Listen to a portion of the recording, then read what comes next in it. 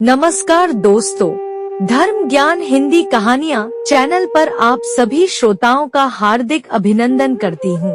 और आज की कहानी शुरू करने से पहले हमेशा की तरह आप सभी श्रोताओं से अनुरोध करती हूँ कि अगर आपने हमारे चैनल पर पहली बार विजिट किया है तो प्लीज वीडियो को लाइक करके हमारे चैनल को सब्सक्राइब भी जरूर कर लीजिएगा। तो दोस्तों, बिना समय गवाए शुरू करती हूँ हमारी आज की कहानी।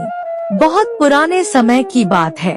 बूढ़ी यशोदा अपनी पोती राधा को लेकर गांव के बाहर ही अपनी एक छोटी सी झोंपड़ी बनाकर रहती थी। कई साल पहले नदी में नाव के पलट जाने की वजह से यशोदा के बेटे और बहू दोनों की जान चली गई थी। बहू बेटे के यूं अचानक मर जाने से बेचारी यशोदा के बुढ़ापे की लाठी तो टूट ही गई थी। ऊपर से उस नन्ही सी जान की परवरिश का बोझ भी अब उसी के कंधों पर आ गया था। बूढ़ी यशोदा के पास आमदनी का कोई सहारा न था।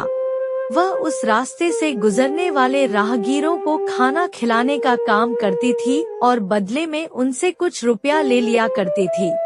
इसी के जरिए यशोदा अपना और अपनी पोती का गुजारा कर लिया करती थी। इस बुढ़ापे में यशोदा की बस एक ही इच्छा थी कि वह अपने जीते जी अपनी पोती का ब्याह किसी अच्छे घर में करा दे। कुंदनपुर राज्य में पिछले 3 सालों से बारिश का कोई नामो निशान न था। पानी की कमी के कारण फसल भी सूख जाती थी। सारे राज्य में अनाज का अकाल सा पड़ गया था। लोगों के भूखे मरने की नौबत आ गई थी। इसी वजह से राज्य में चोरियां भी बहुत ज्यादा तादाद में होने लगी थी। इस कारण उस नगर का राजा भी बहुत परेशान था। एक तरफ तो राज्य में खाने का अकाल पड़ा हुआ था, दूसरी तरफ चोरी के डर से वहां के लोग रात को चैन की नींद सो भी नहीं पाते थे। राजा ने अपने सारे नगर में घोषणा करा दी थी कि जो कोई भी व्यक्ति चोर को पकड़कर दरबार में हाजिर करेगा उसे इनाम में 1000 सोने के सिक्के दिए जाएंगे। राजा की तरकीब सही काम कर रही थी। सिपाहियों के साथ साथ नगर के लोग भी राजा से इनाम पाने के चक्कर में रात रात भर जागकर पहरा देते थे। हर गली और नुक्कड़ पर इतना सख्त पहरा होने के बावजूद भी एक चोर सबकी नजर से बचकर ना जाने कैसे नगर के एक नामी व्यापारी विष्णु दत्त के घर में घुस गया और सेठ की तिजोरी का ताला तोड़ दिया। ताला टूटने की आहट हुई तो सेठ की नींद खुल गई और उसने शोर मचा दिया। जब तक सेठ के घर के लोग जागे और घर के कीमती सामान और तिजोरी को चेक किया तो चोर के हाथ की सफाई को देखकर सभी लोग दंग रह गए। इतनी सी देर में ही वह चोर सेठ की तिजोरी को साफ करके ना जाने कौन सी गली से निकलकर गायब हो गया था। राजा के सिपाही चोर का पीछा करते हुए उसके पीछे भागने लगे, पर वह चोर सबकी आंखों में धूल झोंककर अपने आप को बचाता हुआ नगर के बाहर निकल आया। अंधेरा होने के कारण राजा के सिपाही उसे नहीं पकड़ पाए और थक हार कर वापस लौट गए। नगर के बाहर आकर चोर ने जब यह देखा कि राजा के सिपाही तो वापस लौट गए हैं और अब वहां उसका पीछा करने वाला कोई नहीं है, इसलिए अब उसे अपने पकड़े जाने का भी कोई डर नहीं है। अब वह चोर यशोदा की झोंपड़ी के पास पहुंचा और उसका दरवाजा खटखटाया। यशोदा ने दरवाजा खोला तो चोर ने कहा, बुढ़िया, मैं किसी दूर गांव से आया हूँ। किसी काम के सिलसिले में शहर जा रहा था। चलते चलते रास्ते में ही रात हो गई। अगर तुम मुझे रात भर के लिए अपनी झोंपड़ी में ठहर जाने दो तो मैं इसके बदले तुम्हें 10 सोने के सिक्के दूंगा और सुबह होते ही शहर के लिए रवाना हो जाऊंगा। बूढ़ी यशोदा का तो काम यही था। वह बोली, ठीक है बेटा, दिन भर के चले हुए हो, तुम काफी थक भी गए होगे। तुम अपने हाथ पैर धोकर थोड़ी देर इंतजार करो, तब तक मैं तुम्हारे लिए खाना बनाकर लाती हूँ। ऐसा कहकर यशोदा ने उस चोर के लिए खाना बनाया और बड़े ही प्यार से थाली में परोसकर चोर के पास आकर उसके सर को सहलाकर बोली, बैठ जाओ बेटा, चलो खाना खा लो। चोर खाना खाने बैठा तो यशोदा भी वहीं पास में बैठ गई और बोली, तुम्हारा नाम क्या है बेटा? मेरा बेटा भी बिल्कुल तुम्हारे जैसा ही दिखता था। इतना कहकर यशोदा की आंखों में पानी भर आया। वह अपने आंसुओं को छुपाने की नाकाम कोशिश करने लगी और बात को बदलते हुए बोली, अकाल की वजह से आजकल मुसाफिरों का आना जाना भी बहुत ही कम हो गया है। पेट गुजारा भी बड़ी मुश्किल से हो पाता है।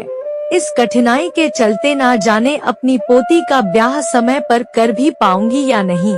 इस बूढ़े शरीर का क्या भरोसा, ना जाने कब किस समय भगवान के घर से बुलावा आ जाए। यशोदा की बातें सुनकर उस चोर को ऐसा लगा मानो आज इस बुढ़िया के रूप में उसकी अपनी माँ उससे बातें कर रही है। इससे पहले उससे कभी किसी ने इतने अपनेपन से बात नहीं की थी और उसकी माँ के मरने के बाद ना ही कभी किसी ने उसके सर पर इतने प्यार से अपना हाथ रखा था। यशोदा की बातें सुनकर वह भी भाव विभोर हो गया और खाना खाने के बाद वह यशोदा के पास बैठकर खूब बतियाया। यशोदा की दुख भरी कहानी सुनकर उसकी आंखें छलक गईं। वह बोला, अम्मा तुम चिंता ना करो, तुमने मुझे बेटा कहकर पुकारा है, मैं तुम्हारी चिंता को जरूर दूर करूँगा। तुम बस मुझे इतना बताओ, तुम्हारी पोती का ब्याह करने के लिए तुम्हें कितने धन की आवश्यकता होगी? इतना कहकर कन्हैया ने सेठ के यहाँ से चुराए हुए गहनों और सोने के सिक्कों की पोटली खोलकर यशोदा के सामने रख दी और बोला, इसमें से तुम्हें अपनी पोती के ब्याह के लिए जितना भी धन पर्याप्त लगे उतना रख लो अम्मा।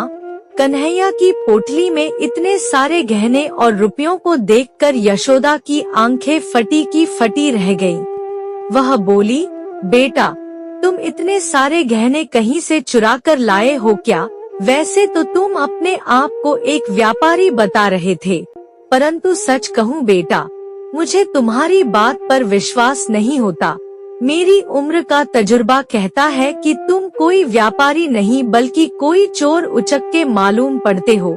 सच बताओ बेटा, क्या मैं गलत कह रही हूँ? यशोदा के सामने कन्हैया झूठ नहीं बोल पाया।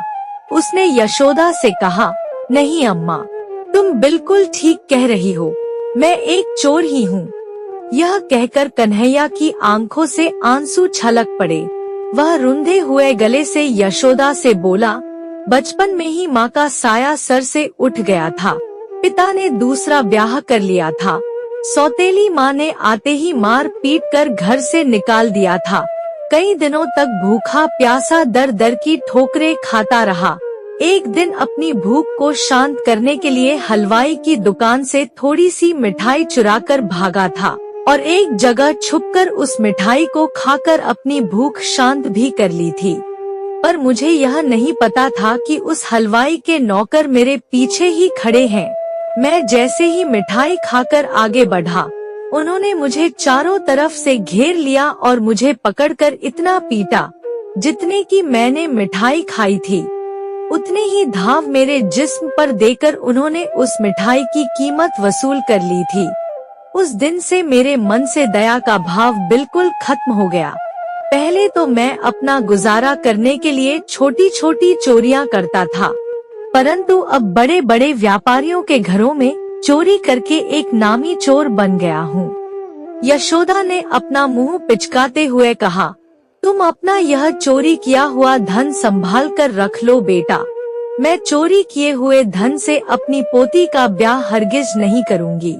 आज नहीं तो कल यहाँ के हालात ठीक हो ही जाएंगे और जैसे ही राज्य में अकाल की समस्या खत्म होगी वैसे ही मुसाफिरों का आना जाना फिर से शुरू हो जाएगा और मेरी धन की समस्या भी खत्म हो जाएगी। तभी मैं कोई अच्छा सा लड़का तलाश करके अपनी पोती का ब्याह कर दूंगी। यशोदा की बातें सुनकर कन्हैया की नजरें शर्म से झुक गईं। वह बोला, अम्मा जैसे तुम मुझे आज मिली हो, काश तुम मुझे बचपन में मिली होती। अगर ऐसी नसीहतें मुझे बचपन में ही मिल जाती तो शायद आज मैं एक चोर नहीं बल्कि कोई अच्छा व्यापारी ही होता। बचपन में ही माँ के मर जाने से मुझे कोई सही रास्ता दिखाने वाला भी तो नहीं था। मैं आज के बाद चोरी नहीं करना चाहता हूँ अम्मा। अगर आप इस चोरी किए हुए धन से अपनी पोती का ब्याह नहीं करना चाहती हो तो कोई बात नहीं, आप मुझे राजा के दरबार में ले जाकर हाजिर कर दो। इसके बदले राजा के यहाँ से आपको जो 1000 सोने के सिक्के मिलेंगे, उनसे आप अपनी पोती का ब्याह कर देना। मैं यह चोरी किया हुआ धन राजा को सौंप दूंगा। तुम्हें मेरी सौगंध है अम्मा, अब इनकार मत करना। यशोदा ने सुबह होते ही कन्हैया को राजा के दरबार में ले जाकर हाजिर कर दिया। कन्हैया ने सेठ की तिजोरी से चुराया हुआ सारा धन राजा को सौंप दिया। इसके बाद राजा ने कन्हैया को कारागार में डलवा दिया और यशोदा को चोर को पकड़वाने के लिए इनाम के तौर पर 1000 सोने के सिक्के दिए। परंतु यशोदा ने राजा के द्वारा दिए गए सोने के सिक्के लेने से इनकार कर दिया और राजा से कहा कि वह इन सोने के सिक्कों के बदले राजा से कुछ और मांगना चाहती है। इस पर राजा और उसके सभी दरबारी बहुत हैरान थे कि 1000 सोने के सिक्कों को ठुकराकर आखिर यह बुढ़िया राजा से क्या मांगना चाहती है। राजा के पूछने पर यशोदा ने कहा, महाराज आप मुझे चोर को पकड़वाने का इनाम देना ही चाहते हैं, तो आप इस चोर की सजा को माफ करके इसे मेरे साथ वापस भेज दीजिए। वह पैदाइशी चोर नहीं है, उसकी मजबूरी और हालातों ने उसे एक चोर बना दिया था। वह एक बहुत अच्छा इंसान है। आज मैंने इस चोर को नहीं पकड़वाया है, बल्कि वह मेरी मदद करने के लिए अपनी मर्जी से आपके दरबार में आकर हाजिर हुआ है। वरना मुझ बुढ़िया की क्या औकात जो मैं इस हट्टे कट्टे नौजवान को पकड़कर आपके दरबार में ले आती। फिर यशोदा ने कन्हैया के बचपन से लेकर आज तक की सारी कहानी राजा को सुना दी। यशोदा के कहने पर राजा ने कन्हैया की सजा को माफ करके उसे अपने सैनिक पद के लिए नियुक्त कर लिया। यशोदा अपनी पोती के लिए ऐसे ही किसी भले इंसान को तलाश कर रही थी। यशोदा ने कन्हैया के साथ अपनी पोती का ब्याह कर दिया। अब वे तीनों लोग एक साथ खुशी से रहने लगे। तो दोस्तों, कैसी लगी आपको हमारी आज की यह कहानी, हमें कमेंट करके जरूर बताएं। और अगर आप हमारे चैनल पर नए मेहमान हैं, तो कृपया हमारे चैनल को सब्सक्राइब भी जरूर कर लें। धन्यवाद। मिलते हैं ऐसी ही एक और दिलचस्प और ज्ञानवर्धक कहानी के साथ। तब तक के लिए आप सभी श्रोताओं को मेरा नमस्कार।